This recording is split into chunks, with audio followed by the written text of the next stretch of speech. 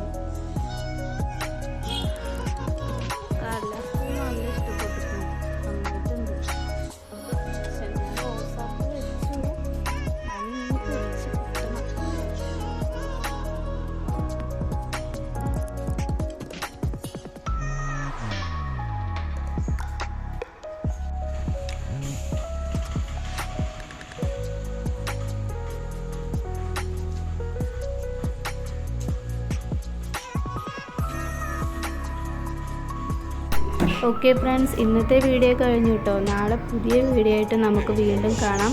എല്ലാവരും എൻ്റെ channel subscribe ചെയ്തും ഷെയർ ചെയ്തും ലൈക്ക് ചെയ്തും സപ്പോർട്ട് ചെയ്യണം.